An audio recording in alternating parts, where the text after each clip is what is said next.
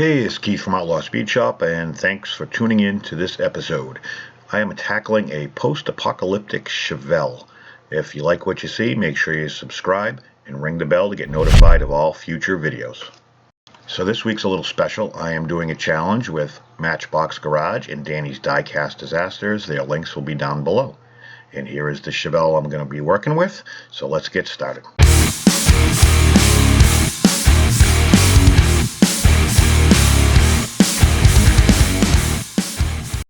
Alright, so I have a Chevelle and I have a chassis off of an old, I want to say it's an F-150, the off-road version for Hot Wheels, and I want to mate the two chassis up together. And the first order of business, of course, is going to be removing the chassis off the existing Chevelle. I'm not going to be reusing it, so I'm not going to be overly cautious with how I remove it. However, I do plan on using the front and rear bumper assemblies and grill assembly. You can see I'm just going to cut it off right there on both, and I'll find a way to mate it up. At this point, I'm winging it. I have no idea what I'm doing. This was kind of I wouldn't say a last minute challenge. The challenge was, I say challenge, it's a build off. And I was doing, if you can actually see it in the background, I started the Mercedes Unimog, and I didn't pay attention to the request from Rob, and he said, I thought you were doing a muscle car, and I went back and looked at the emails, and I'm like, crap, I'm doing the wrong thing. So midweek I decided to change gears and work on this Chevelle.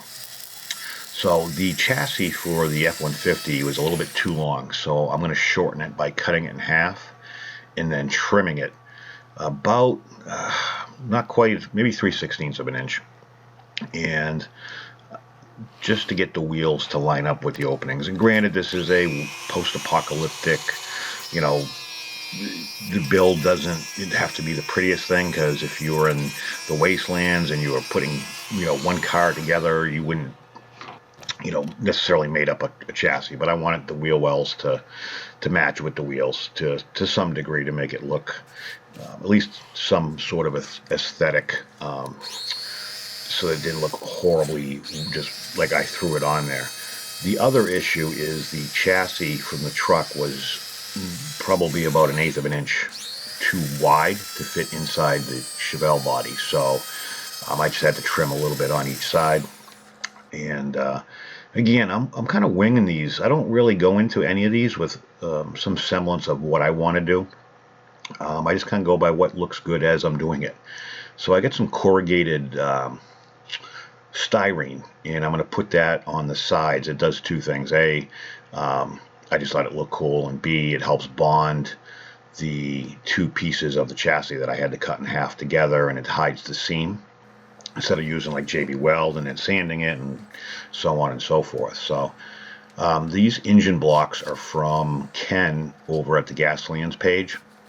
I don't have no more information on him aside from he's on the Gasolines page. You just call his name and he shows up.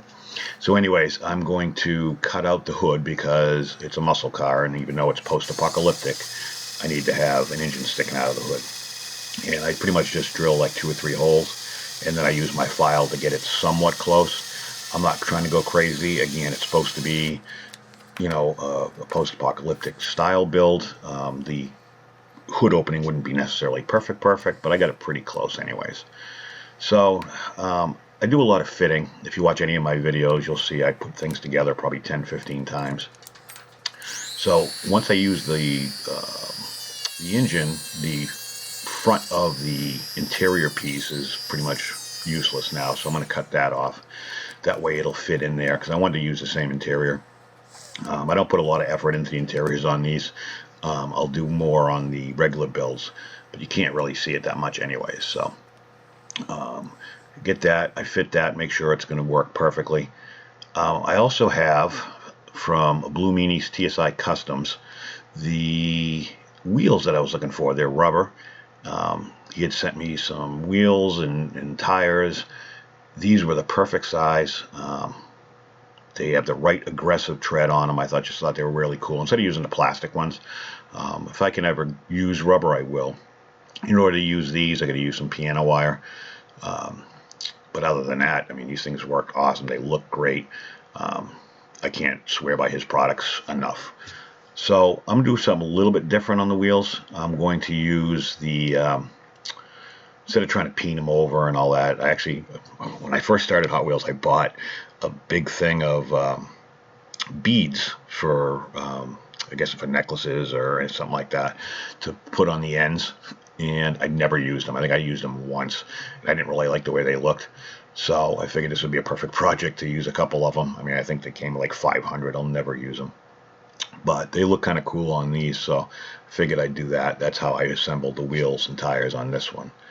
The back, I want to add some protection for the driver. So I've got some round tubing, styrene as well. I'm going to put a couple pieces on the back window. And I think it just adds a little bit.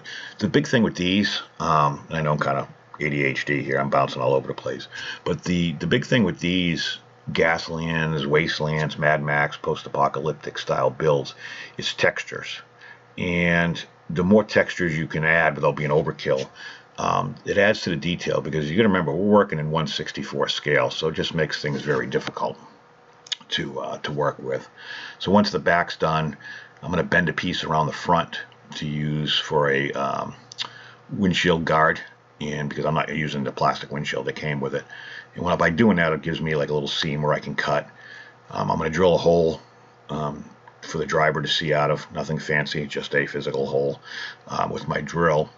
And back on the texture thing, I added a little bit of corrugated to the side of it just to add some protection. Possibly it could be something that flips down and the passenger can shoot out of, or I don't know, whatever he wants.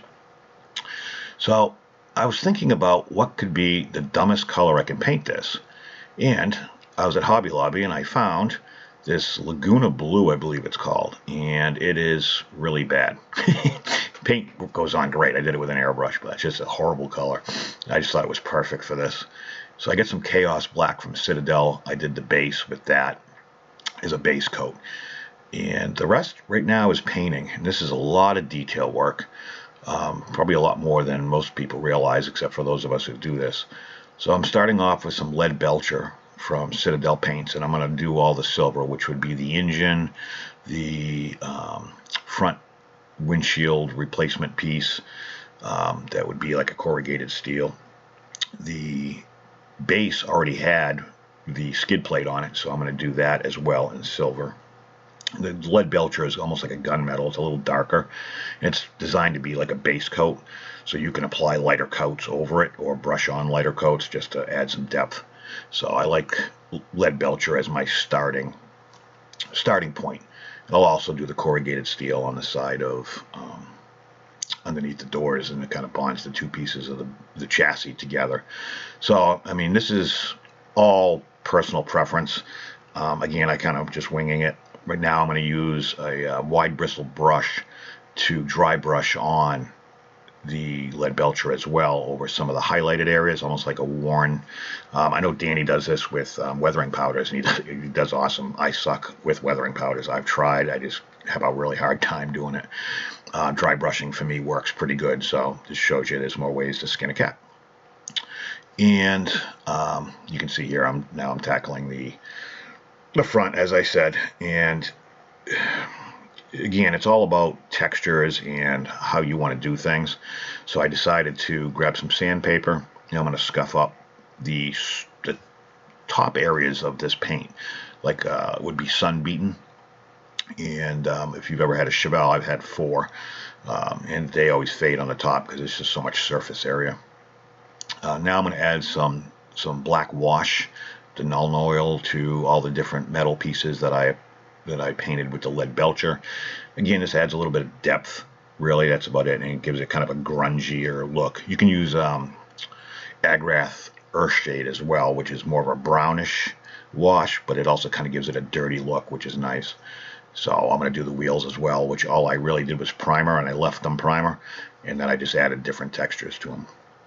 But again, all personal preference. You guys do what you want. I like this stuff. It's called Typhus Corrosion, and it's by Citadel, and it's got a texture to it, and it's a light texture, but it's perfect for rust. So what you do is you go on, if you ever had a Chevelle, you know they rust at the rocker panels, they're behind the rear windows, behind the rear, the rear quarters down below and up top. Sometimes they do it on the top of the fender wells, the fenders. It's just, they rust a lot. Well, being from New England, everything rusts, but anyways. So I'm going over sporadically where I think there would be rust with this typhus corrosion. And once that dries, I'm adding a little bit of Mournfang brown, which has got I want to say an orangey tint to it as far as a brown goes. And I'm just hitting the insides. I'm not going all the way to the edges of every place I put the typhus corrosion. And once that dries, I can go back over with Ryza Rust. And this stuff is like a paste, and it's designed pretty much to be dry brushed on. And you put that inside the Mournfang, so it's typhus corrosion, Mournfang brown, and then this Ryza Rust, and it really gives a nice effect. I'd seen this on a miniatures painting video, and I immediately went down. I already had the typhus corrosion, but I didn't have the Ryza Rust, so this stuff works awesome. I'm really, really happy with it. It's a little tricky. I'm also taking some of the Ryza Rust, and I'm putting it other places as well, like if rust was just starting to form underneath the paint. And this stuff is really good. It's a little scary for us because it looks so orange, but when you put it on, it comes out awesome. I'm really, really happy with it. I just gave the interior a prime, and then I'm going to put in a Agrath Earthshade wash and then a Nuln Oil wash as well.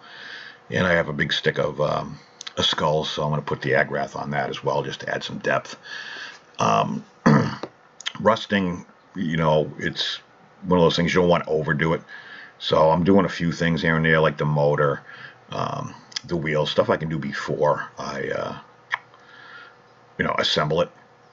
What you see right now is me just adding a little spacer underneath the front wheels to raise the front wheels up a little bit on the chassis, so when it sits on the ground, it's got a little bit of a rake. Because remember, this is a muscle car.